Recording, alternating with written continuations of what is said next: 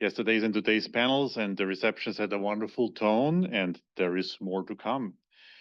Don't forget to visit the multisensory art gallery on the 6th floor of the EV building, and also the immersive visualization lab on the 3rd floor of the library. I'd like to begin with the land acknowledgement. We gather here in Montreal on the traditional unceded territory of the Kanien'kehá:ka and Anishinaabe people.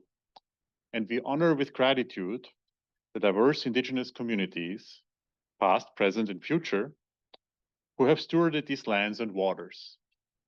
These lands and waters reveal themselves to us through our senses and through sensory practice and culture. It is my hope that we can become sensitive and learn from indigenous practices so as to become sensible to care for the environment that surrounds us and from which all communities depend. My name is Florian Grant. I'm an assistant professor in design and computation arts here at Concordia University. And I've had the privilege to serve as co-director of the Center for Sensory Studies for the past year. It is today my great pleasure to introduce our second keynote speaker, Dr. Polina Dimova. Dr. Dimova is an associate professor of Russian at the University of Denver, Colorado. Dr. Dimova's scholarly work focuses on 20th century Russian, German, and British literature, music, and visual arts. And her research has been supported by numerous awards and grants. Her first book, At the Crossroads of the Senses, Penn State in 2024, examines how modernist multimedia experiments stemmed from a fascination with synaesthesia, the figurative or neurological mixing of the senses, for instance, in the perception of sound as color. Dr. Dimova has published on the symbolist Soviet and post-Soviet literary interpretations of the myth and music of the Russian composer Aleksandr Scriabin, and we will have part of this in your keynote today. And as a fellow of the 2018 NEH Cold War Culture Summit Institute, she has also begun work on the project Cold War Sensory Fantasies in the Soviet Union, East Germany, and Bulgaria.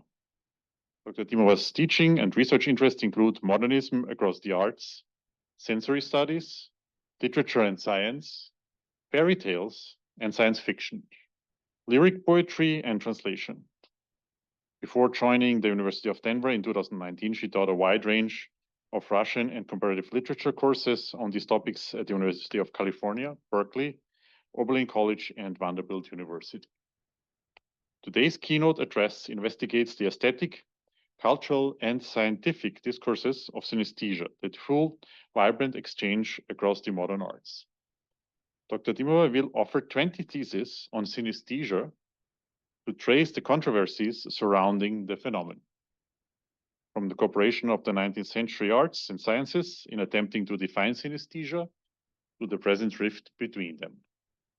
We are looking forward to a grand tour de l'horizon, including Baudelaire, Nordau, Wagner, Kandinsky, Kupka, and Scriabin, to offer an alternative genealogy of abstract art and visual music, and arguing for a sensuous reading practice that might repair the divide between the humanities and the sciences. Please join me in giving a warm welcome to Dr. Polina Dimova.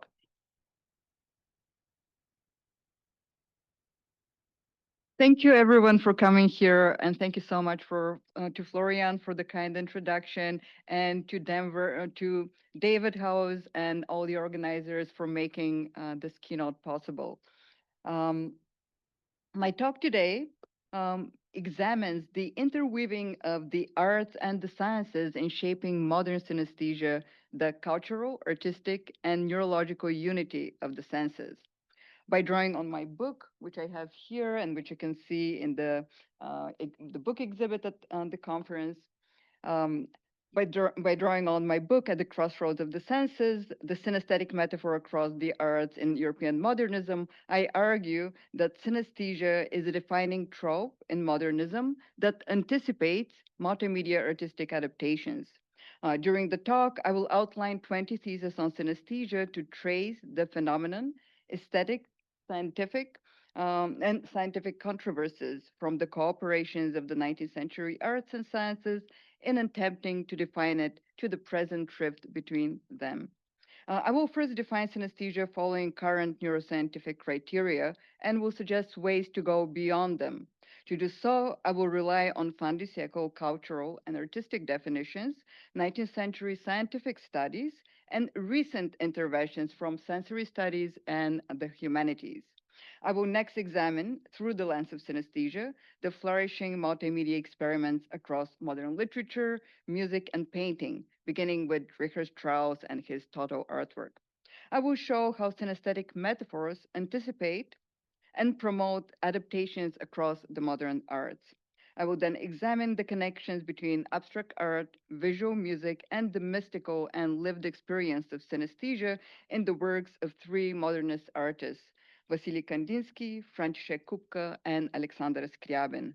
Ultimately, I contend that multisensory perception as a felt experience and aesthetic notion inspired abstract art and visual music. But what is synesthesia? Synesthesia is the figurative or physiological mixing or coupling of the senses, for instance, in the experience of sound as color. True synesthetes may perceive the sound of the violins as silver blue and the flutes as yellow or green. By the way, is there someone here who has synesthesia? You all work on the. I will discover the synesthetes during the reception, I promise. I'm very good at discovering synesthetes who don't know they're synesthetes. Okay, so, synesthesia was first scientifically recorded in the medical dissertation of synesthete Georg Sachs in 1812. Scientists and artists have since struggled to define the phenomenon and explain how it works. It was called at the time color hearing or audition colorée, but it was considered a hallucination or an illusion. Yet Jules Millet, who coined the term synesthesia in 1892, proclaimed it to be, quote, the next stage in the evolution of the nervous system. On the screen, you can see colorful illustrations of different types of synesthetic perceptions. They were drawn by the subject of psychologist and polymath Francis Galton in 1880 and 1881.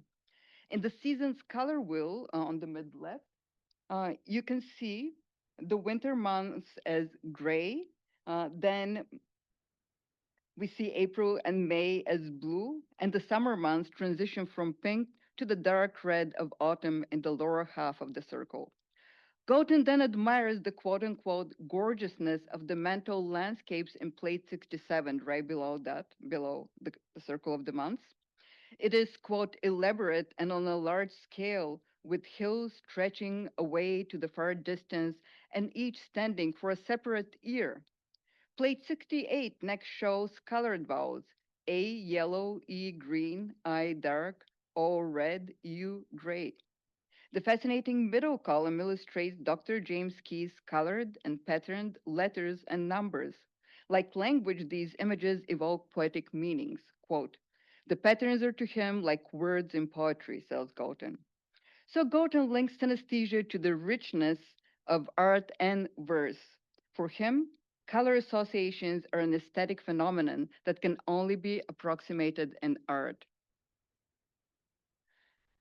The experimental psychologist Edward Gruber went even further by insisting on the cosmic correspondences between sounds and colors at the first Congress of Physiological Psychology in 1889. His psychophysical theory of the mathematics of the cosmos adapts Newton's 1704 notion of the mechanistic color sound parallels between external stimuli and inner sensations. And it's on the screen. As seen in Kupka's painting Discs of Newton, artists too hope to uncover the universal correspondences between colors and sounds. Two seminal poems, Charles Baudelaire's 1857's Correspondance, and Arthur Rimbaud's 1871 Vowels, Voyelles, marked the beginning of the heyday of synesthesia in the 19th century. While the first two quatrains of Baudelaire's sonnet, and this is on the top, suggest the mystical universality of synesthetic experience, where, quote, perfumes, colors, and sounds correspond, a very famous line, the last six lines delight in sensory decadence, as perfumes, corrupt and rich, triumphant, sing the ecstasy of the soul and senses. Rimbaud's poem, in turn, revels in the highly individualistic correspondences between graphemes and colors, recalling Gautin's colored vowels that I just showed you. Black A, white E, red E, green U, blue O vowels. And you can also see Joe Towson's whimsical synesthetic work inspired by Rimbaud on the screen. Yet, the ecstatic sensuality of symbolist poetry provoked the social critic Max Nordau to denounce synesthesia as degeneration in 1892, even if Millet paradoxically declared color hearing to be a higher state of human evolution in the very same year. Synesthesia thus dwells in the paradoxes of individuality and universality, degeneration and evolution. While 19th century intellectuals across art and science worked together to explain the phenomenon, neuroscientists today discount artistic synesthesia as pseudo synesthesia. To them, genuine synesthesia is highly individual, automatic, and consistent cross sensory response to stimuli. It is emotional and memorable. Synesthetic images are also generic and abstract in appearance, like the circles, stars, wavy lines, and grids on the right. Such images or form constants are shared by all of us and can be seen while falling asleep or in near death experiences, in drug induced hallucinations, and in meditation, as in the mystical, colorful vision of Gounod's music on the left. But is artistic synesthesia pseudosynesthesia? And is synesthesia only a neurological, highly individual, automatic, consistent cross sensory phenomenon? These are the criteria established by neurologist Richard Seitowich, one of the leading voices in synesthesia science. Let's hear him introduce synesthesia. Imagine a world in which you see numbers and letters as colored, even though they're printed in black, in which music or voices trigger a swirl of moving colored shapes, in which words and names fill your mouth with unusual flavors. Jail tastes like cold, hard bacon, while Derek tastes like earwax. Welcome to synesthesia, the neurological phenomenon that couples two or more senses in 4% of the population. A synesthete might not only hear my voice, but also see it, taste it, or feel it as a physical touch.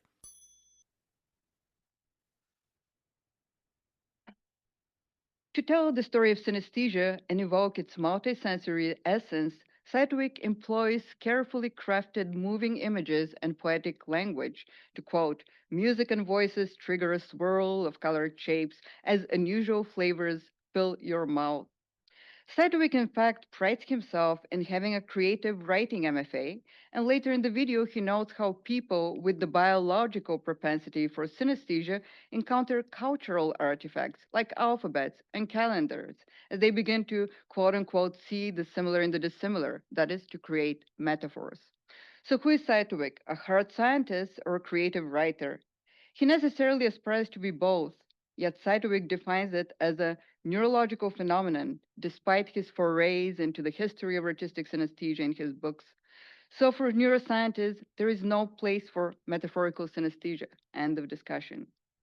Indeed, in neuroscience and the humanities, synesthesia has become a methodological battleground straddling the arts and the sciences. Ever since the mid 19th century, scientists of synesthesia have made mandatory references to creativity and the arts, as we saw earlier. In the 21st century, accounts of artists who have relied on their synesthetic experiences to create art continue to appear in scientific writing, to name but a few: Charles Baudelaire, Arthur Rimbaud, Aleksandr Scriabin, Vladimir Nabokov, Olivier Messiaen, and David Hockney. Called by Sedgwick, the same Sedgwick, deliberate contrivances, synesthetic metaphors and artistic procedures are nowadays either diminished or disregarded in the sciences. Accordingly, both scientists like John Harrison and Simon Baron-Cohen and historians like Kevin Dunn disparage literary synesthesia as pseudosynesthesia.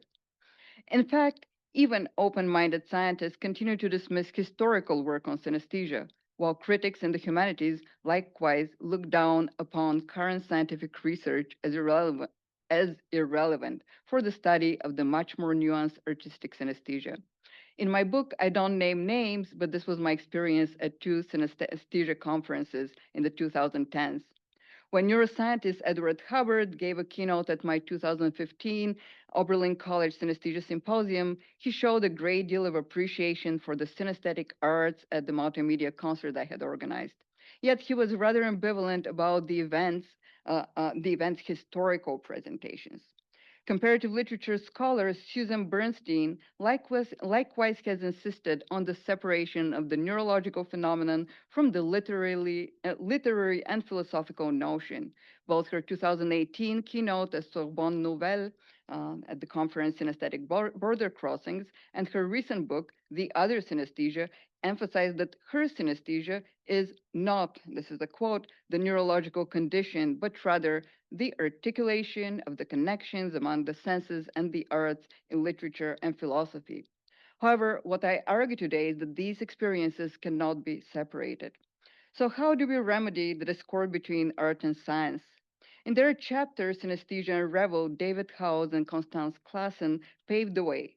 First, they question the authority of neuroscience as it ironically rests on the appeal of, quote, vividly colored representations generated by brain imaging technology, and seem to give us sensory access to the brain's mysterious processes. And you can see this right there, just like Saitovic was using images in his moving images and jokes in his TED Talk. Next, House and Claessens argue against neuroreductive definitions of synesthesia to propose a cultural definition. Their goal is twofold. First, to encourage neuroscientists interested in sensory integration to take into account cultural factors. We only hope that scientists would listen. And second, to stimulate historians, anthropologists, and other scholars to look beyond, beside, and behind neurological models to explore the ways in which the senses are shaped by culture. Over the past 6 months, two books have appeared that eloquently plead for transcending the divide between figurative and physiological synesthesia. My own On the Crossroads of the Senses views synesthesia as a cultural constellation of discourses, technologies, artistic experiments, and felt experiences that converge on synesthesia and constitute the experience of multisensory perception. Lizel Yamaguchi's On the Colors of Vowels, and it is also in the book exhibit. It in turn responds to the limitations of synesthesia science as articulated by psychologist Lawrence Marks, one of the preeminent voices in modern synesthesia research. While neuroscience can, quote, elucidate the sensory manifestations and neural underpinnings of synesthesia, it cannot, according to Marx, explain how, quote, synesthesia helps organize systems of meanings, because cognitive science still lacks the tools, if any may be possible, to deal with the meaningful stories of our lives, end quote. For Yamaguchi, this should be the contribution of the humanities to synesthesia research. Furthermore, synesthesia for her helps suspend, quote, the binary division of its literal and metaphorical descriptions. Likewise, in my work, synesthesia breaks down binaries between language and the senses, the arts and the sciences. What House, Classen, Yamaguchi, and I do right, I believe, my humble opinion, is to engage with neuroscientific thought, not block it out completely and pretend it doesn't exist like Bernstein does, for instance. This is a matter of methodology. Our critical impulse as humanists and social science scholars is to defend ourselves against the monopoly of neuroscience. So if we work at the edge of art and science, we must often resort to what Eve Kosofsky-Sedgwick calls paranoid practices of reading and employ a hermeneutics of suspicion. Paranoid readings produce strong theories that depend on binary distinctions, such as those between art and science, and they're totalizing and symptomatic. Yet I believe that maintaining an openness to the sciences is necessary for the success of the sensory studies enterprise. In Sedgwick's terms, the solution to this problem lies in allowing ourselves to go between different positions, the paranoid and the reparative. And that doesn't mean we should exclude the paranoid readings. It just means that we can go between these different positions.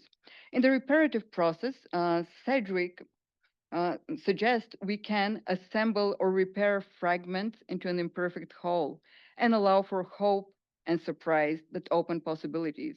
Instead of seeking to validate our work by relying on neuroscience, we should indeed test its limits. But rather than allowing neuroscience to posit itself as objective truth in a Foucauldian genealogy of synaesthesia, or conversely decry neuroscience, we can treat it as just one of many, many other discourses.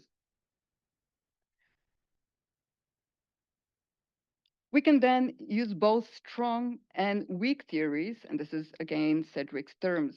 Weak theories will impact the local and more contingent relations between the arts, the senses, and the sciences.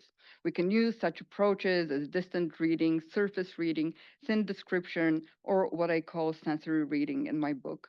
According to New Modernist Studies scholar Paul Saint-Amour, weak theory welcomes the subjunctive, the speculative, and the counterfactual.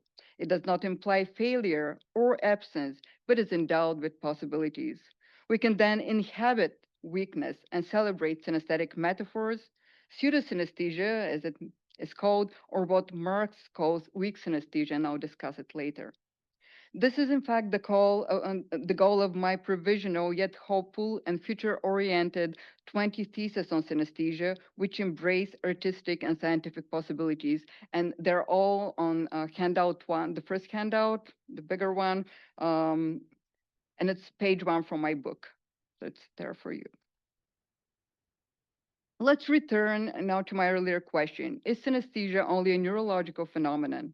Is artistic synesthesia pseudosynesthesia, or can it also be universal or cultural? Let's take a look at the images on the screen. And you may know this experiment. I'll ask you who knows it. But which one is Kiki and which one is Buba? For instance, is this one Kiki? And this is Buba, you think? Yeah? And how many of you know this experiment? Okay, but not everyone. I'm happy. A third is better than. So yes, 95% of people would agree with you. Kiki is spiky and Bube is round. This experiment was first done at the Berlin Lab of Experimental Psychology in 1929. With the sounds baluba and maluma, or maluma and takete, and then it was reimagined by V.S. Ramachandran and Edward Hubbard in 2001. Shapes and sounds then do correspond, and sounds can be angular or rounded. As David House and Constance Claessens show, some cultures have established traditions of multisensory associations. The Inca Quipus used colorful notes to represent numbers, and the indigenous Andean people Desana personified numbers. Cambodian queens wore different colors on each day of the weeks, and synesthetic personifications of days of the weeks and colors. So there might be a shared universality in the experience of synesthesia latent in all of us. In 1975, Lawrence Marx gave the first experimental evidence of this hypothesis of commonly shared cross-sensory experiences among non-synesthetes. He coined the term weak synesthesia to designate cross-modal association shared across cultures and languages. What is rarely mentioned is that Marx's experiments test the law of brightness expressed by 19th century scientists and verified their conclusions that high pitches, for instance, evoke bright colors. Unsettling the binary opposition of genuine and figurative synesthesia, geographer Yifu Tuan further sketches a sliding scale of multisensory reality that allows for experiential degrees. So it's not just true and genuine, and false and pseudo-synesthesia. There are degrees in the experience. It begins with true synesthesia, then shifts to synesthetic tendency or weak synesthesia, and next reflects on aesthetic metaphor. It finally culminates in a shared traditional symbolic space experienced as an artwork. And Tuan's example is Chinese symbolic space, where seasons are associated with the cardinal points and the five colors, elements, and animals and offices. Significantly for Tuan, synesthetic metaphors occupy an intermediary position between automatic sensory responses and culturally produced symbols. Fundamentally, both the arts and the sciences now agree that synesthesia underlies metaphorical thinking. Synesthetic metaphors thus provide a powerful tool of interlinking and mediating cultural, artistic, and neurological varieties of synesthesia.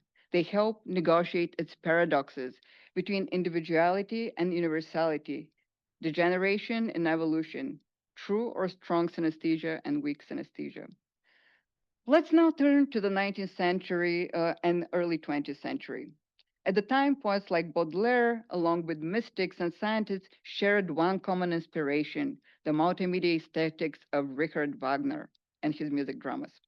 As an illustration of their 1905 treatise, thought forms Theosophists Annie Besant and Charles Ledbetter offer a colorful, mystical image evoked by Wagner's music on the screen. Such scientists as the future psychiatrist Eugen Bleuler, ophthalmologist Suarez de Mendoza, and psychologist Ivanovsky experimentally studied art and regularly recorded the Wagnerian colors seen by synesthetes. In Wagner's Walküre, a Hamburg student saw the magic fire motif as bright red and the sleep music as shiny light gray. The passage following the River Rhine motif and the prelude to Rheingold looks pale green. Wagner's music reminded another synesthete of, quote, an atmosphere pierced with light, slowly and gradually changing colors. To her brother, Wagner's Tannhäuser appeared light blue, and its overture evoked a, quote, beautiful darker blue color punctuated with, quote, bright and glittering yellow. Color hearers thus developed an alternative neurodivergent practice of synesthetic listening. They interpreted music through color associations. Indeed, in the 1850s, Wagner himself believed that his music dramas could fuse the arts and the senses and even transform society in a utopian future. They would communicate sensory and emotional knowledge beyond reason and appeal to what Wagner called the eye of hearing. To this end, Wagner uses memorable musical motifs to evoke specific feelings, objects, images, ideas, and individuals, basically the definition of synesthesia. These so-called leitmotifs tell the story of his music dramas in a synesthetic fashion.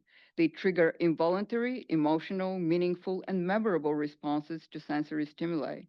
In this way, Wagner's aesthetic theories and practices parallel the classic criteria for synesthesia, as leitmotifs convey emotional and memorable meanings through the senses. And this is the first of my historical theses. Synesthesia is emotional cognition. Both Wagner and the early scientists of synesthesia, as well as the symbolists, agreed. Synesthesia was also, yes, synesthesia was also the mystical perception of universal correspondences according to Baudelaire and the Theosophists. Likewise, for scientists like Edouard Gruber, it reflected the correspondences between the frequencies of sound and light waves. We see here how modern art, mysticism, and science unite. Synesthesia was also perceived as the refined sensibility of artistic genius.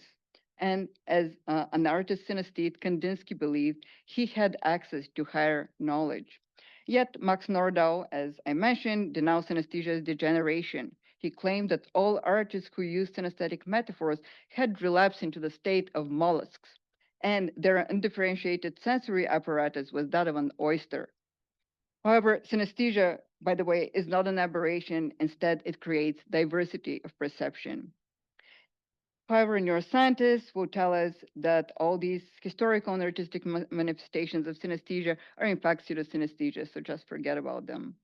10 pages have gone. You can don't listen. Anyway, but let's put Wagner's music to the test. And here you're going to use the sort of the smaller handout that I gave you. And I would really appreciate responses that you can then give me, and I can potentially use anonymously if you give me the permission.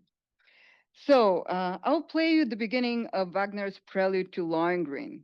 I'll ask you to close your eyes and experience the music. Think about or try to feel the music. What do you see and what do you feel? Please fill out the questionnaire on the second handout. And okay, so let's hear it. Close your eyes. I'm gonna, yes.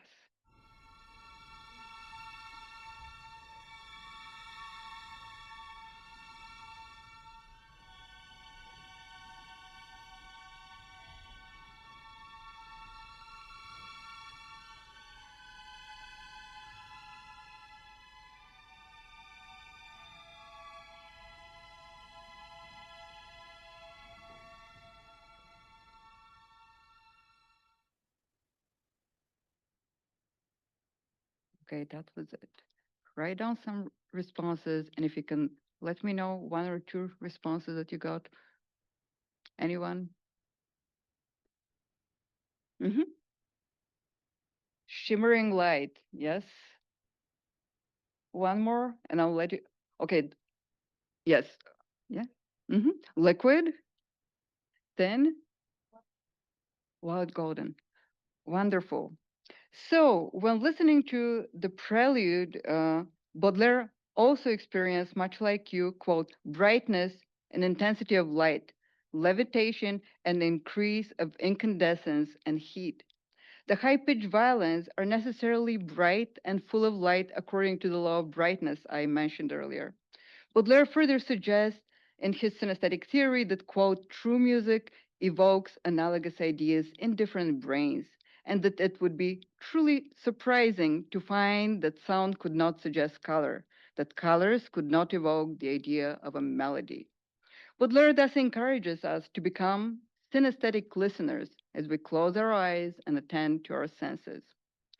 The Russian symbolist artist synesthete Wassily Kandinsky also experienced Wagner's music as abstract colors and lines.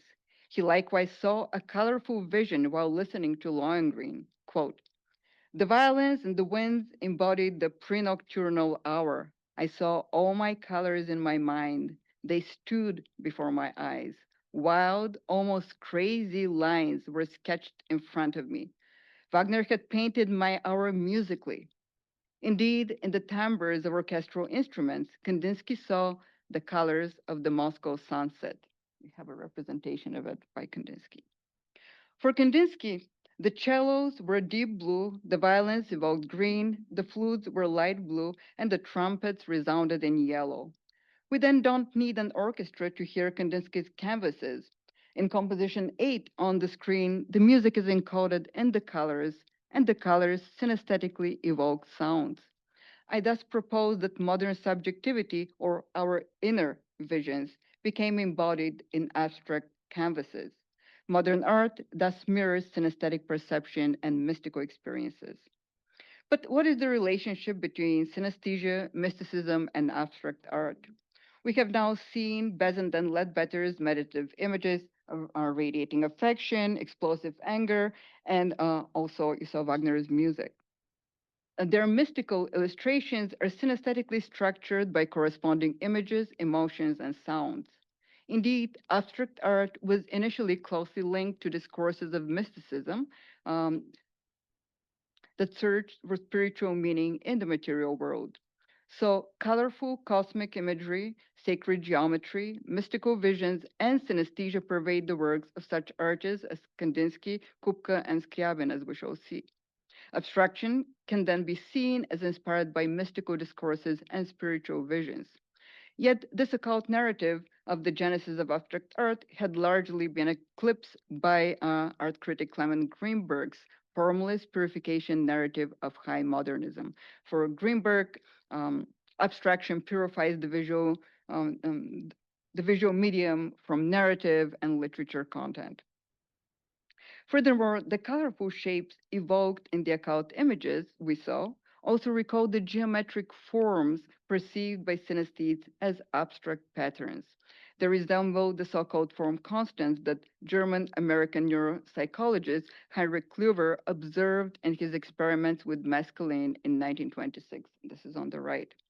The form constants are abstract lattices, spirals, funnels, and tunnels, and cobwebs. These abstract shapes are optic phenomena related to the physiology of the brain and the visual cortex. Thus, a cognitive perspective on abstract art offers an entirely new way of thinking about abstraction. It suggests that abstraction has its roots in both physiological and mystical experiences of synesthesia. As a synesthete, Kandinsky felt the colors and forms of sounds, scents, and tastes. He heard the timbres of colors and saw the personalities of forms and sounds. In his 1909 essay concerning the spiritual in art, Kandinsky endows every color with spiritual meaning as each, quote, causes a vibration of the soul and has a musical inner sound. So Kandinsky's art is necessarily synesthetic. since all the arts resonate with quote unquote sympathetic vibrations.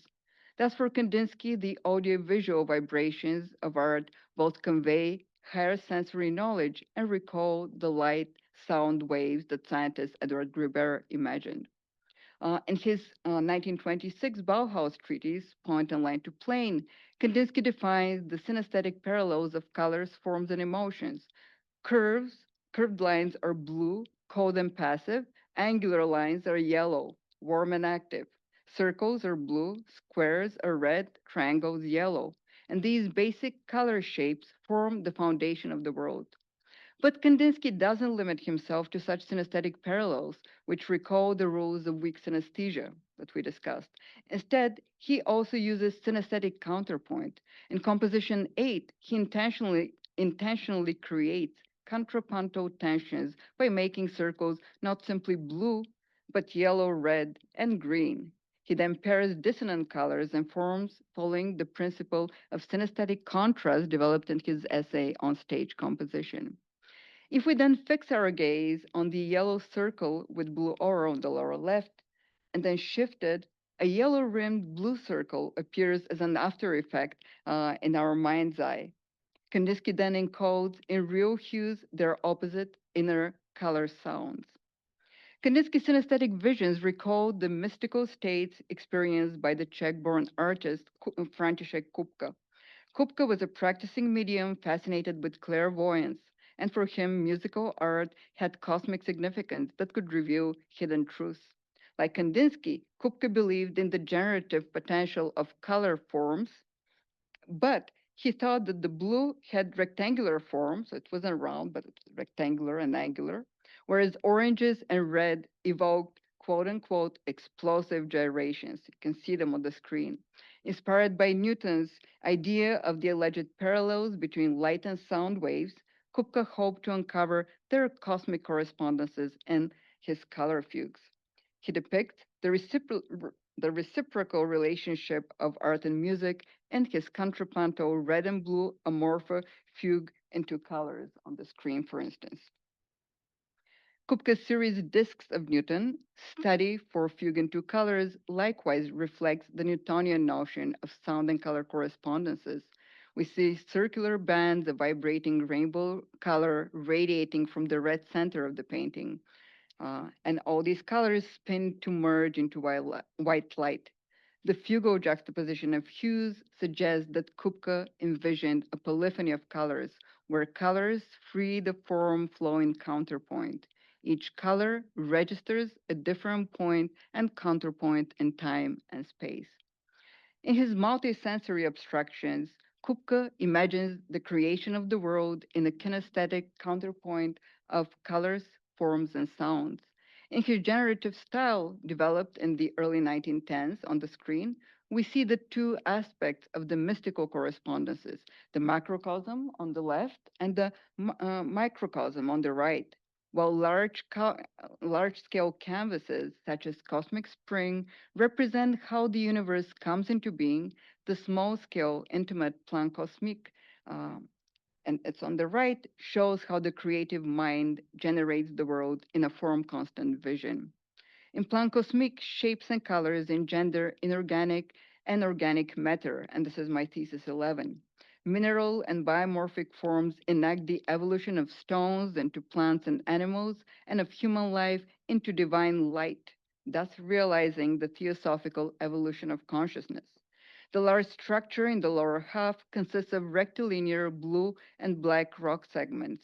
From this lifeless mineral world emerge the organic forms of cosmic generation. In counterpoint to the dark gouache matter on the bottom, bright warm color forms vibrate and ascend and expand into Kupka's yellow-orange explosive gyrations on top. Motley spectral watercolors merge into bright white light. This physical and mystical light contains the secret knowledge of reality according to Kupka. Kandinsky likewise depicts a simultaneously cosmic and inner vision in his synesthetic painting Several Circles.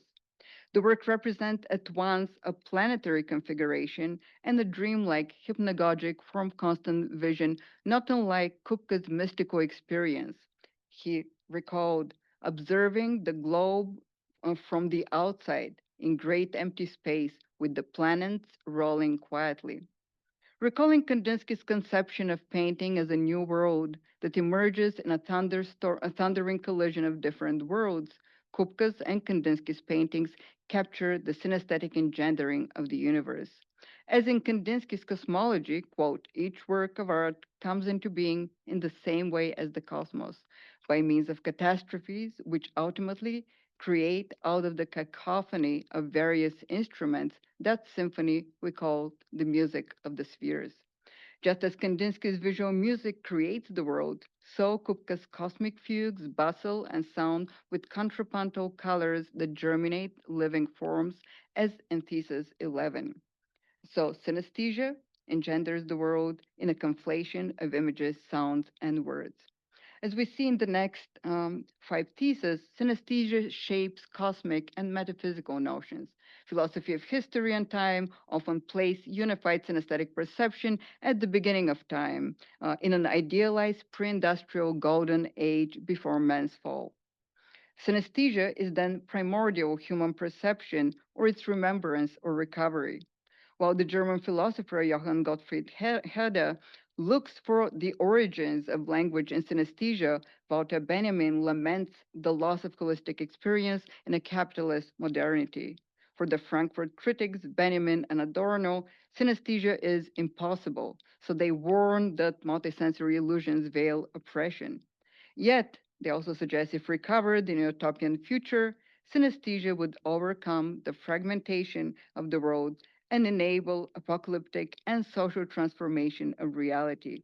Wagner, as we saw, likewise believed that his artwork of the future would lead to social transformation. And finally, inventors hope that technology can make synesthesia possible by enhancing the senses. Thus, thinkers have conceived of synesthesia in both positive and negative ways. My final case study conjoins the last two theses by focusing on the visual music of Russian symbolist composer Aleksandr Scriabin. Scriabin worked on an apocalyptic project intended to transfigure reality and unify the fragmented modern world. His ultimate multimedia work, The Mysterium, would transform the world through synesthetic music, lights, dance, sculptures, and scents. However, Scriabin never completed the Mysterium, and his 1910 symphony, Prometheus, the Poem of Fire, for orchestra, chorus, piano, and an electric color organ became his only realized multimedia project. The most enigmatic aspect of Prometheus is Scriabin's color organ on the screen.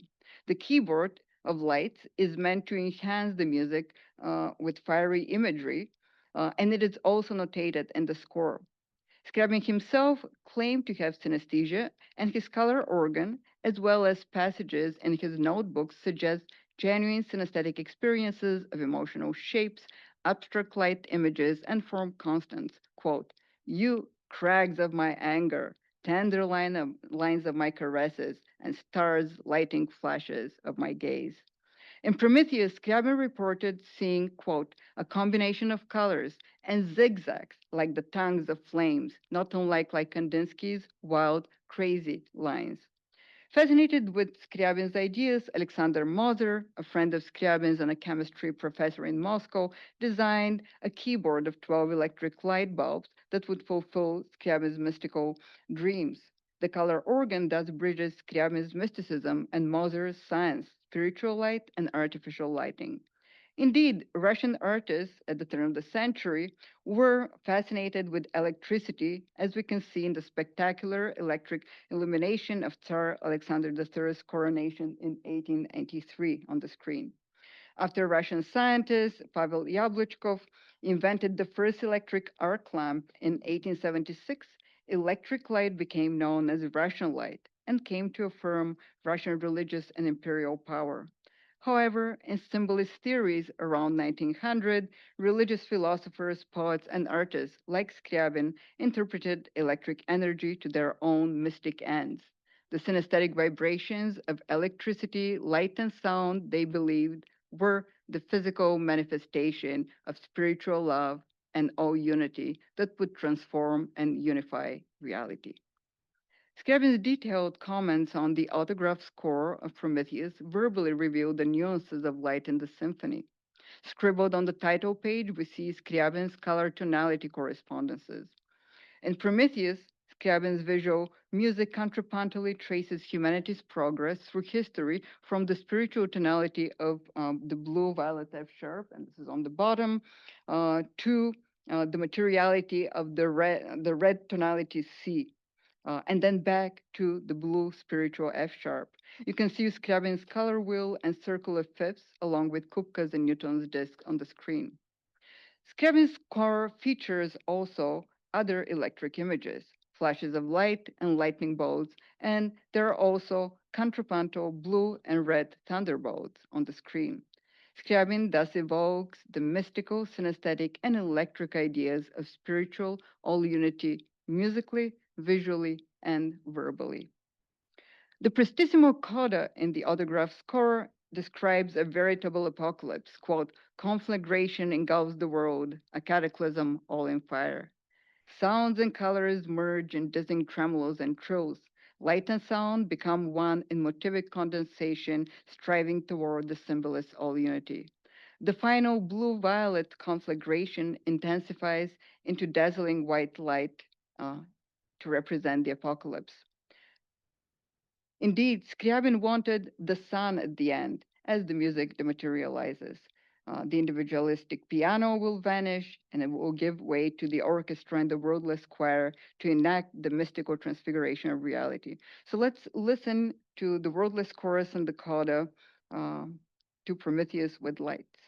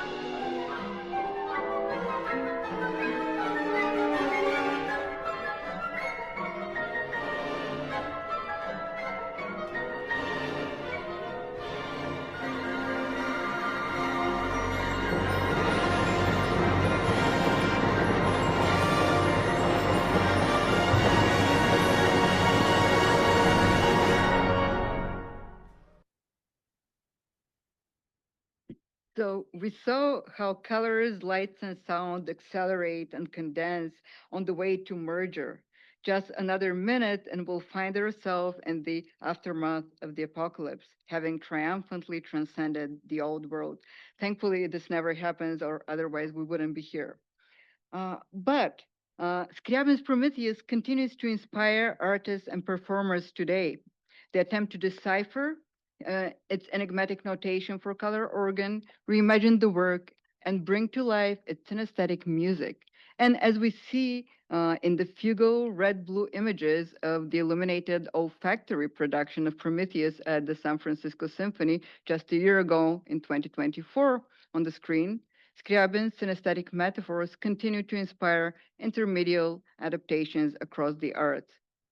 But was Scriabin a genuine synaesthete, and does it matter? Scriabin's synaesthesia has provoked heated debates, and the answers today tend to be negative.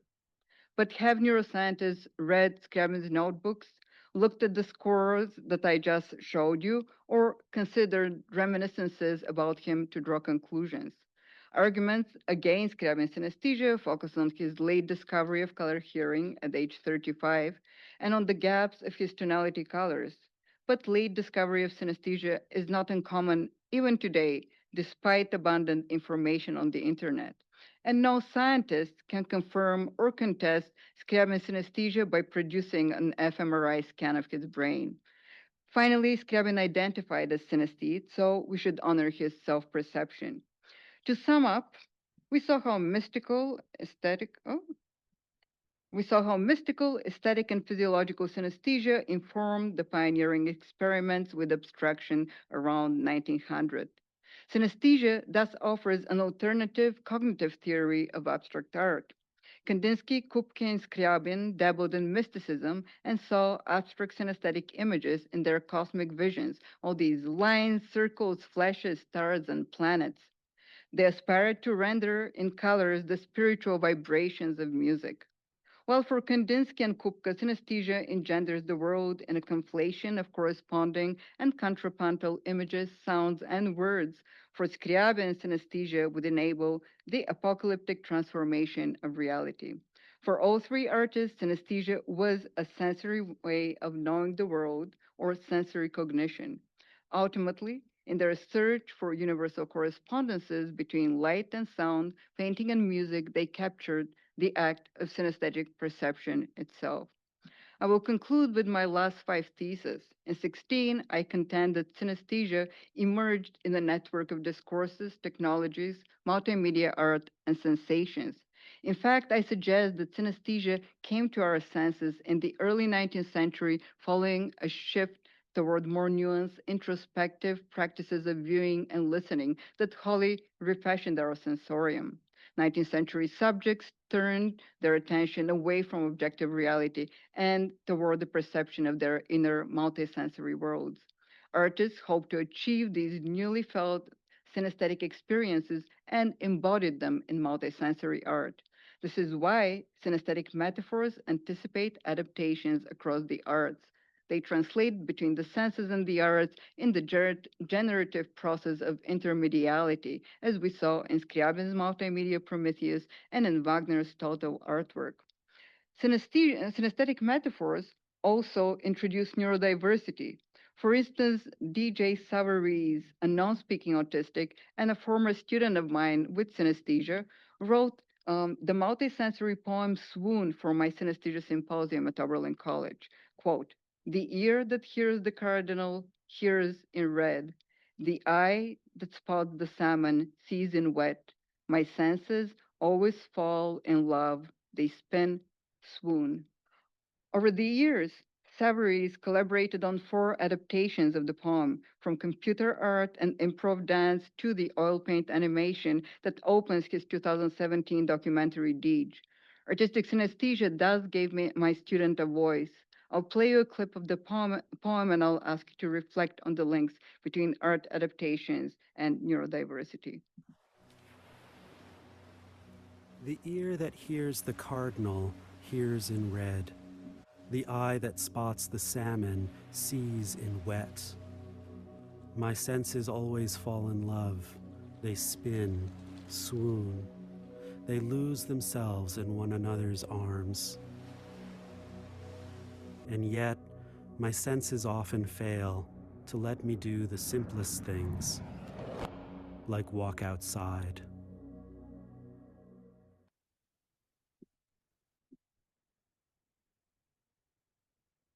Finally, as I noted, synesthesia breaks down the binaries between language and the senses, between art and science. Synesthesia thus provides a methodology for the comparative study of literature, art, and artistic adaptation.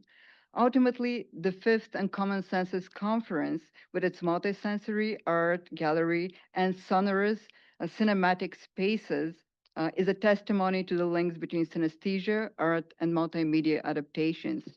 If this is what inhabiting weakness that I mentioned earlier looks like, I'd embrace weak synesthesia anytime without being bothered by claims that it is not true or genuine or that it is weak. Let's then revalorize weak synesthesia and celebrate synesthetic metaphors. Thank you.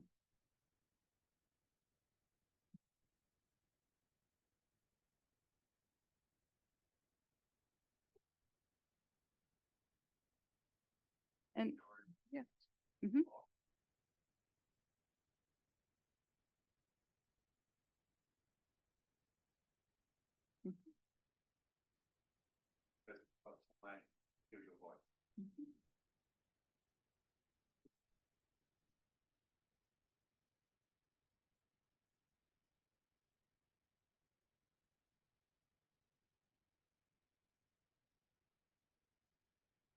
I can ask you a question.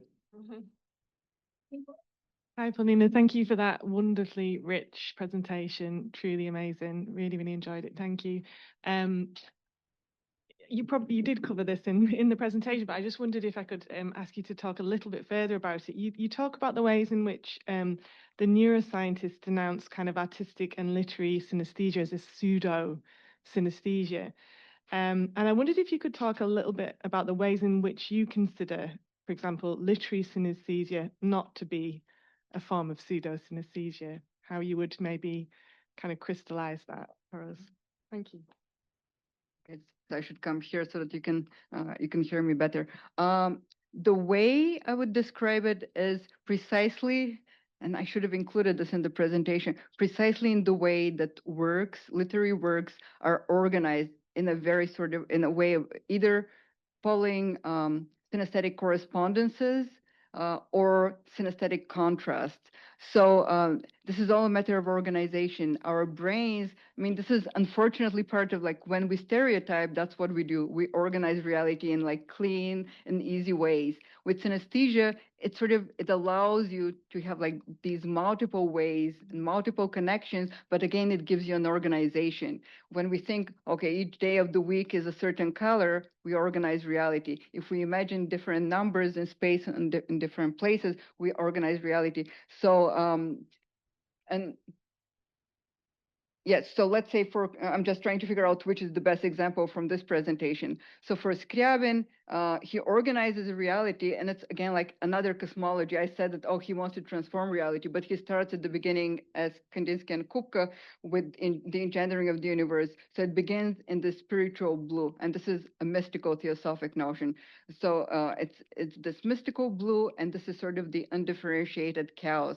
You can hear basically the world before creation. I had an example of the music, but there's just no time for that. But he organizes it this way. So we start with this mystical blue. We have this spiritual sort of or chaotic world before creation, and then we move through different stages. Each stage is reflected in a certain color. So this is the organization that synesthesia gives to literary works, to musical works, and I'm just now thinking.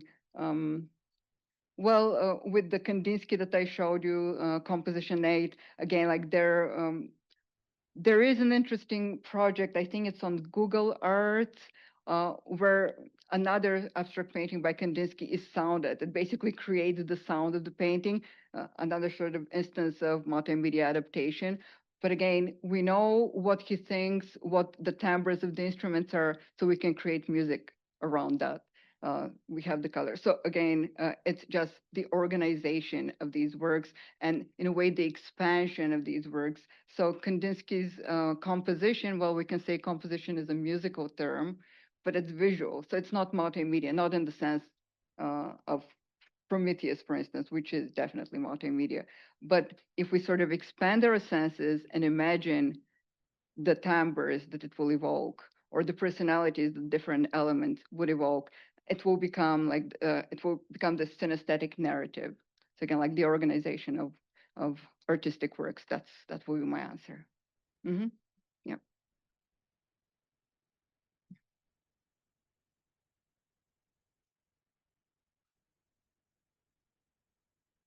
Thank you, Polina. I wanted to ask about a broader concept to synesthesia that for me as a musician, it makes even more sense, which is synaesthesia, which is the motor effect of our musical perceptions.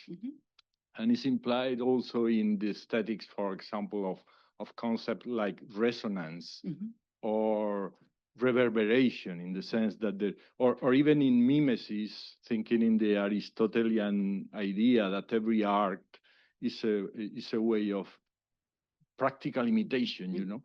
So there is this dimension of music which is very clear. Probably if it's absent, is because most of these musicians of the classic tradition did not used to dance enough. I mean, it's because it's like the more clear effect of music is that you go to a concert in jazz, and you cannot stop doing something with your head. So probably it's something of musicians of the great writing tradition to think more in this terms of visual language that to planning rather in the body action movement. Would you tell us something about this dimension? There is my book, I'll say, and then I'll answer the question. But I talk a lot about that. So so many things here. So first of all, I want to say, like related to something I discussed, which is Wagner, he talks about the common sense of rhythm. It's the rhythm that connects the arts. So I mean, for him, dance, music, and word all relate. Then there is the phenomenon of Mickey Mousing. So let's say in Fantasia, Disney's Fantasia, you can see how the different animated characters basically imitate what the music is doing. So this is definitely something that has been used. And all this comes to show that we're all synesthetic because we understand this. Also with lip syncing, we're discussing at the multisensory cinema event yesterday, like where the sound is coming from. We see people talking, we hear the sound from elsewhere, but we feel that it's coming from their mouth. So all of these things, like this is multisensory integration. We're trained, we adapt to follow it, to understand how it works. So so that's about synchronicity. Resonance. So resonance about vibration, and I think this is sort of I remember a performance, I believe, of Chekhov's Three Sisters by a deaf cast. So they could not talk, but they could actually hear. So when they would listen to something, they would just put their ears on the table to listen to the vibrations, to feel the vibrations. I mean, there is sound and touch. So that's definitely about resonance. As to mimesis, I don't know whether I use the term. Even if I use it, it was just very quick. So synaesthetic mimesis is what I call in my book. So there is synaesthetic mimesis and synaesthetic counterpoint. And this is a term that I sort of developed in my Kandinsky chapter. And yes, I mentioned that, oh, so he's using synaesthetic counterpoint, but at first, like it all follows sort of the rules of synaesthetic mimesis, which is also weak synesthesia. But my term, I decided to use mimesis precisely for that reason. Yes, and again, like, so the idea of the common sense is sort of a very, it's an old idea, going back to Aristotle. So there are certain senses that are shared. We can sort of know what the shape is by looking at it or by feeling it. So there is touch and vision. The number can be felt in this way. Multitude can be felt in this way. So there are many ways in which the common sense could work. And again, like this has been also used as like another way to think of synesthesia, like through the common sense. But again, like going back to this old idea. And this is, again, going back to what I said about Wagner. So Wagner is definitely thinking about the common sense of rhythm that connects the arts. So although in opera and drama, he talks only about music and words, in his earlier work, he talks about the three sisters. The third sister is dance, which is sort of very important. And this is actually where the idea of the Gesamtkunstwerk, the total artwork, comes from. Music and drama, it just goes further into aesthetics. Okay, I'll stop here.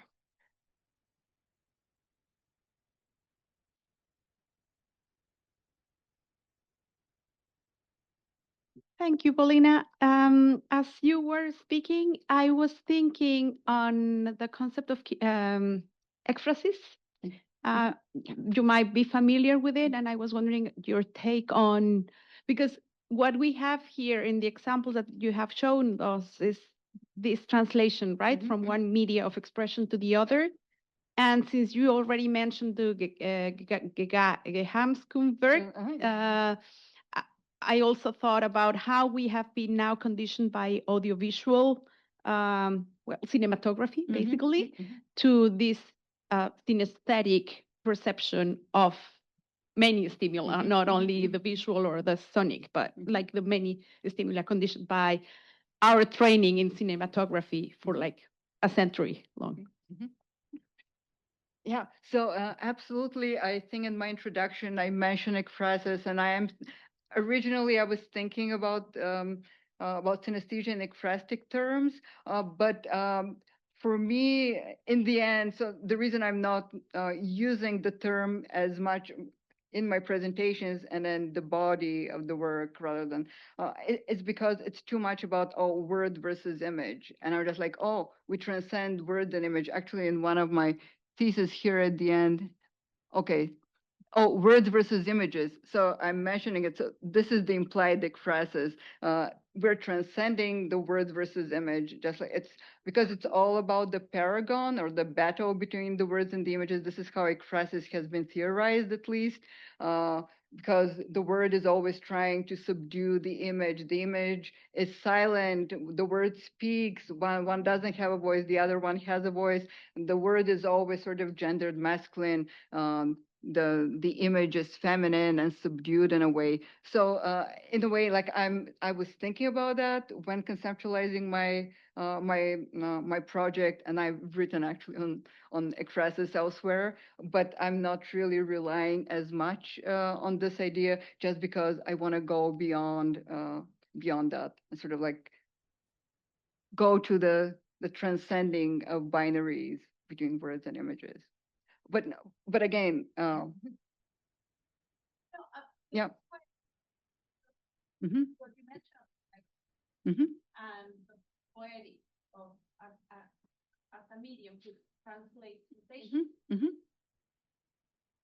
But I guess it's also on whose theory.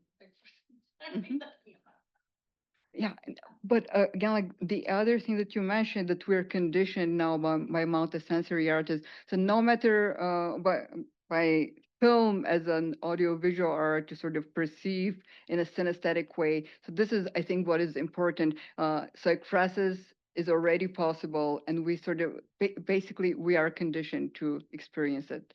We're a trained condition. We've adapted to experience everything in a multisensory way.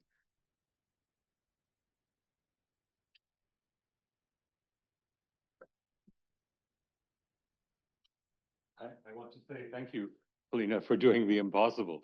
Synaesthesia is such a confused and confusioning area that to posit these 20 theses, to order all of those voices within, a single framework is an astonishing work. And therefore, the first question I have to ask, which is a wicked question, I shouldn't. You should. I'm waiting. Okay. Well, you have spoken, you have created all kinds of openings for neuroscientists and cultural historians and anthropologists to join. And I know the cultural historians and anthropologists are listening. They will join. I'm not sure anyone else is going to listen. You see, now this is why. No, I mean, I specifically, like, I really, when I was publishing the book, I was just like, should I quote my experience at those two conferences? I brought it up here. I've never discussed it at any other point. But I mean, basically from both sides, I was looked down. And culture, I didn't have a cultural historian, so that would be a third side. I had like a comparatist who just doesn't want to accept neurological synesthesia. And then again, I have all these wonderful friends who I realize are synesthetes. I mean, they actually want to talk about their experience. So if I didn't know the neurological side, it would be very, very hard to. I mean, they were just like, oh yeah, talk about synesthesia, but not about your synesthesia. I don't like that, I'll be disappointing people. And but your question, this is where, like, I don't see any neuroscientists at this conference, right? Well, and we should be dragging them here and sitting them and forcing them to listen, because then maybe they'd understand, a bit more. But it's the psychologists, I think, that we should use this. I mean, it's the psychologists with whom we should talk, because I mean, with the neuroscientists, you know, yeah, no, I just think that Lawrence Marx, whom you respect, and Charles Spence, right? Yeah, so these are people who would actually be interested in. And just on that point, Mhm. Lawrence Marx wrote a book, 1975, The Unity of the Senses. Yeah. He treated literary synesthesia and what one might call congenital synesthesia on a par. Mhm. That kind of openness, which is, you know, you've expanded even further, is missing, even from people like Seitowik and so forth. So really, you know, we have some work to do. But I think that you've extended all these olive branches. I'm hoping they'll take them. 2 other points, okay? You know, like the idea behind the neuroscientific definition of synesthesia is that it has to do with the cross-wiring of brain maps, okay, or insufficient pruning of the sort of connections. This is a very cerebrocentric, or you might say neuromaniacal definition of synesthesia. And I say this because, you know, if I was a chalkboard here, I could go like this, and every one of you would have a tingling feeling in your spine. And another example, you know, Bouba Kiki, okay, they don't get half of it. They see it as a shape, sound, you know, symbolism. But actually, just say Bouba, just say Kiki. It's a feeling as well. Okay, so you know, there's an inadequate understanding there of what kinds of unities. And the point I'm saying here is that all of these unified sensations, which you might call synaesthetic, are produced in practice. Okay, and it's not just to be traced to the short circuits in the brain. Okay, but that is the neuroscientific definition. And it worked. They found it works for color graphene, synesthesia, and so forth. But they can't begin to actually talk about the experience. You do, Lawrence Marx does. Although you didn't talk here about the idea of the transcendent. Maybe you can just tell us a little bit about that. The idea of the unity of the senses actually being, you know, transcendent. Okay, like encountering God. That's the idea that some of the theosophists were at. And one of the things about Scriabin was that he didn't just want to produce a total work of art. He called it the final work of art.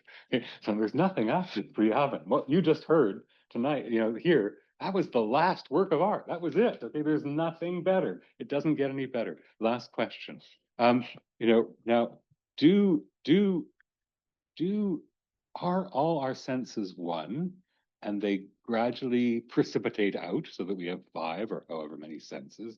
Or are our senses just like, you know, totally disorganized, booming, buzzing confusion, and gradually we integrate them into something? So, you know, does synesthesia, does it refer to coming from the one come many, or from the many come one? Simple question, chicken and egg. Okay, let's see. Okay, half a page is filled.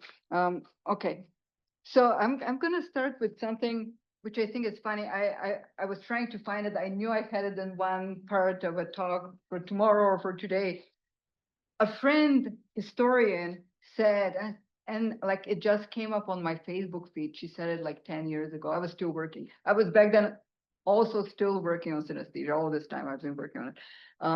And she said something really, really deep, I think. Well, the history of science is a series of failed experiments with some guesses as what might, and hypotheses as what might potentially work. So the neuroscientists have absolutely no clue what is happening. And I said, like, did you quote someone for this, or did it just come? They're like, no, that sounds like I just said it.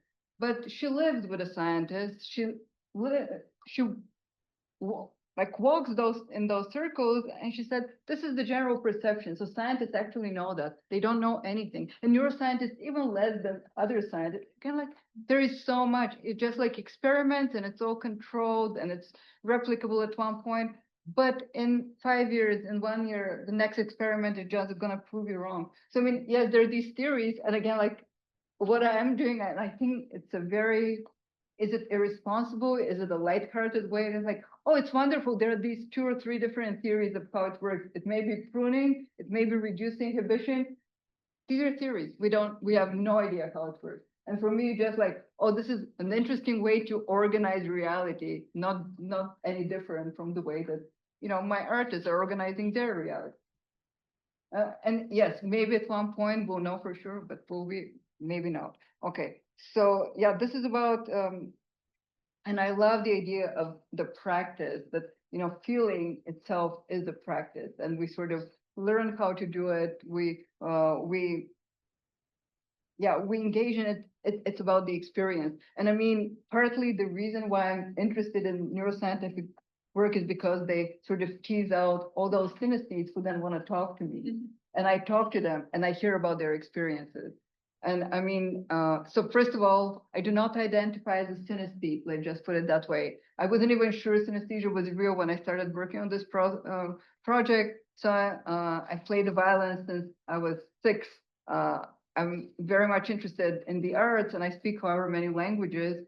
So I was doing comparative literature, but that wasn't enough. I had to do the arts, and I had to do music and literature. And the thing that connected it was synaesthesia, but it was a metaphor for me. And suddenly I was just like, no, it is real. And I mean, I knew the bulk of it was a synaesthete, but I somehow didn't believe it. And that's how I got into the science. Just, again, like it created an opening for me to meet all these synaesthetes.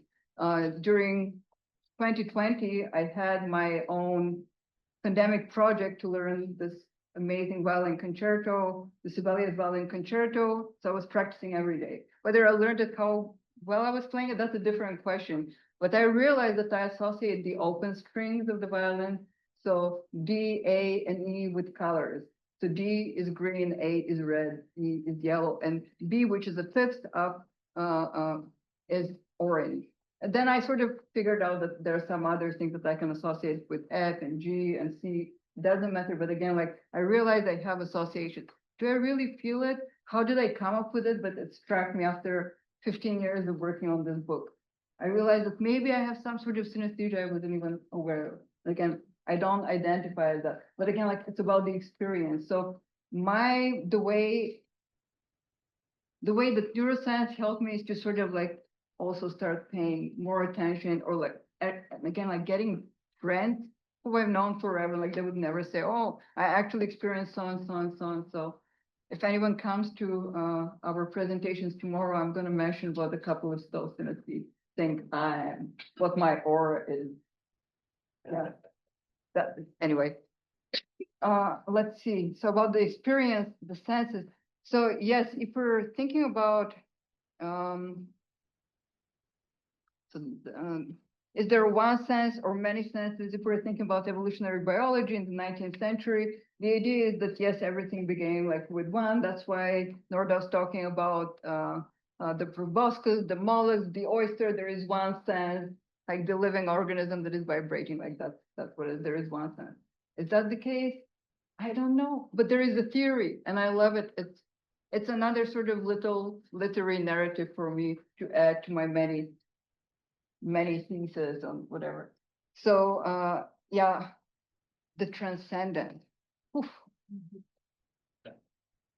That is the question. Yeah, maybe that's the one that I can't.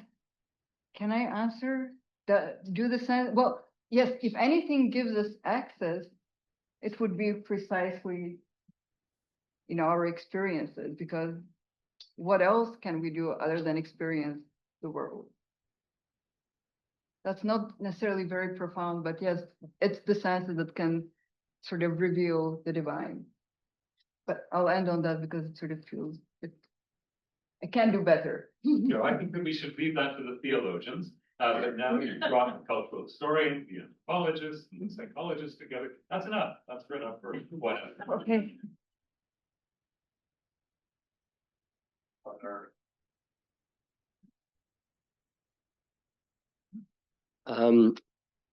Kind of building on that exact point. As you said, you developed over time after playing the violin and after learning about synaesthesia, sort of garnering an artistic, like synaesthetic experience with it. Is there studies being done either by you or in general about the development and the later development of true synesthesia? Like, is it possible to almost code it into somebody through either cultural experience or, I don't know, beating into them via some sort, not actually beating, obviously. Yeah. Yes, so I'll be actually talking about this a little bit, yes, tomorrow. But so acquired synesthesia, it's pseudosynesthesia, don't get me wrong. Scientific talks about acquired synesthesia, which is pseudosynesthesia. But so in meditation, so states of deep absorption. So in meditation, and I've had actually friends of friends telling me about meditation retreats, how they would hear sounds or like see images during meditation. So that's one. Near death experiences, temporal lobe epilepsy. This is how you can get it. Well, you know, learning it. So you could train yourself. If a neuroscientist tries to like check with the various sort of tests. Oh goodness, I should have prepared. I don't remember the names of all these tests. Visual search tests, for instance. You will respond probably more slowly than a synesthete. A synesthete. So yes, and let's forget the whole thing like, oh, true synesthete. Like we don't need to necessarily all be true synesthetes. It's amazing that some people can feel it, and it can be very intense, and it can be also very overwhelming. But we can definitely approximate the condition itself. So another thing, a popular neuroscientific example is the Fisher-Price magnets. And I didn't know about those because I grew up in Bulgaria. But I mean, now I know. So those kids who grew up at the time with the Fisher-Price magnets that had different colors for different letters. So many kids grew up having these correspondences. What Edward Hubbard said as an answer to this question was that usually it's people who are already genetically predisposed to having synesthesia who develop it. Others would not even remember what the correspondences were.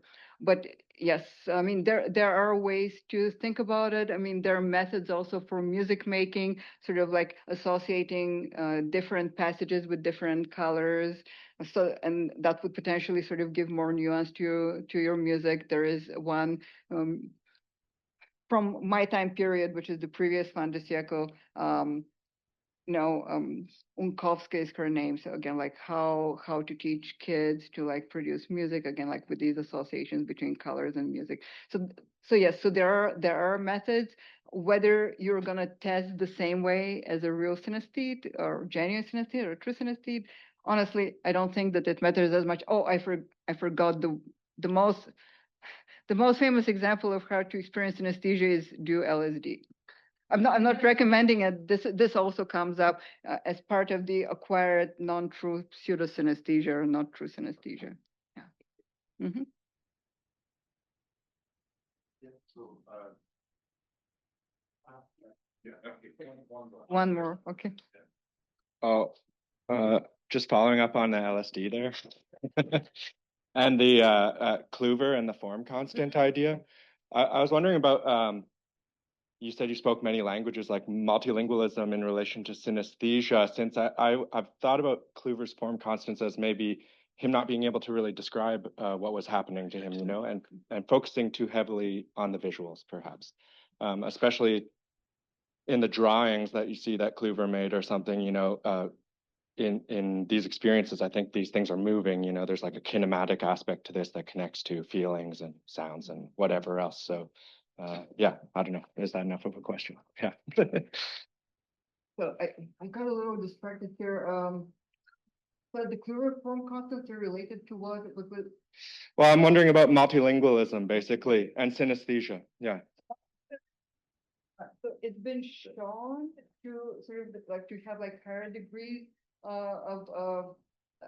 I don't think that has affected me in any way, truly. Okay. But there is a relationship. There is an interesting article, and I will be able to find it after the lecture. I don't remember what it was, but it talked about sort of multilingualism and synesthesia. Another thing is synesthesia that I've known because I teach also Russian. So some of my students, so they're learning the Cyrillic alphabet and they have the Latin alphabet. So they will have slightly different perceptions of letters. And the bulk of it, sort of like the big synesthete guy, like artist, writer. So he also said that in different languages, in the two different languages, the two different alphabets, he will have different responses, like slight variations based on the way that graphemes are written, the way that the consonants or the vowels sound.